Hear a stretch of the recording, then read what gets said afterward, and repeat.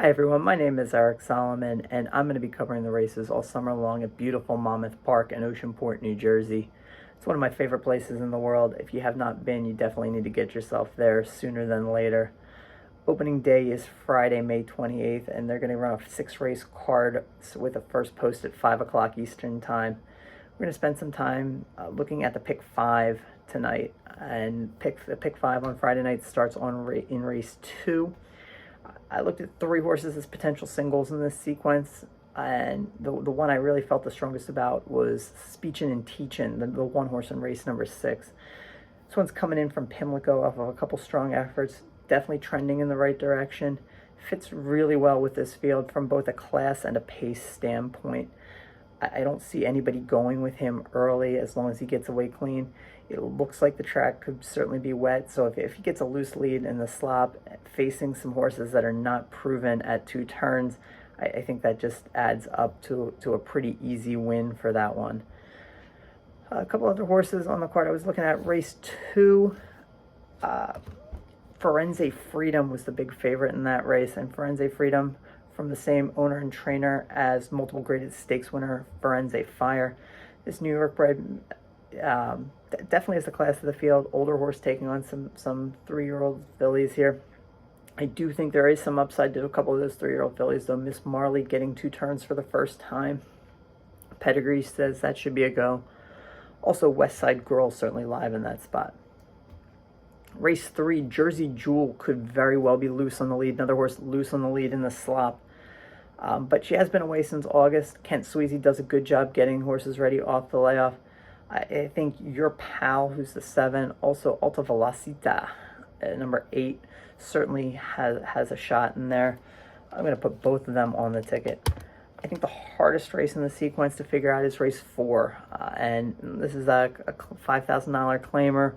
Horses who haven't won in 6 months were non-winners in 3 lifetime. And getting that field of 9, and 8 of the 9 horses have run at different tracks in their last start.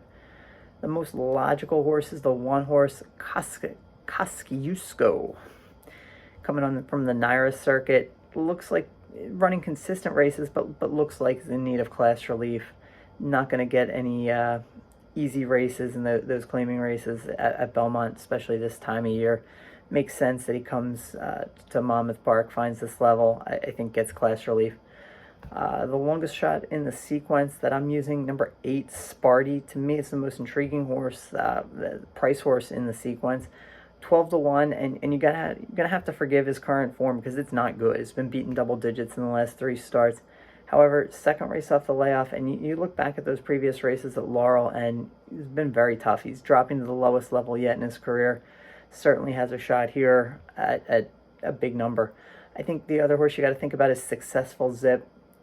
He ran a clunker last time, but really the way the race set up, he was on the outside, chasing a fast pace in a 5.5 furlong sprint. I just think everything kind of worked against him in that spot. Jomar Torres gets the ride today. He was riding really well at this meet, especially in the second half of the meet last year. He gets the call here. Then the feature, race 5, the Jersey Derby. Question is, what happens? Is this race going to stay on the turf? Is it going to go to the dirt? Either way, my top choice is Riptide Rock. Been very productive on dirt for Jerry Hollendorfer, but I really want to see this horse get back on the turf. Debuted on the turf at Woodbine. This is a son of Point of Entry, so certainly should have turf in his pedigree. It Can Be Done is another one that I'm going to use on both surfaces. I definitely like that one better on turf, but did run well in broke the maiden on the dirt here in a sprint, so that's good enough to make me use him on the ticket. It's a Gamble, coming in from Aqueduct, ran well, second in the Woodhaven at big odds last time out on the grass. That one's a turf-only play. And then on the dirt, I'm going to upgrade the 4 Indian Lake. Got on the turf 13 days ago at Pimlico. I think he's a better dirt horse. And then Pickin' Time, interesting horse, a graded stakes winner in this race. Won the Grade 3 Nashua.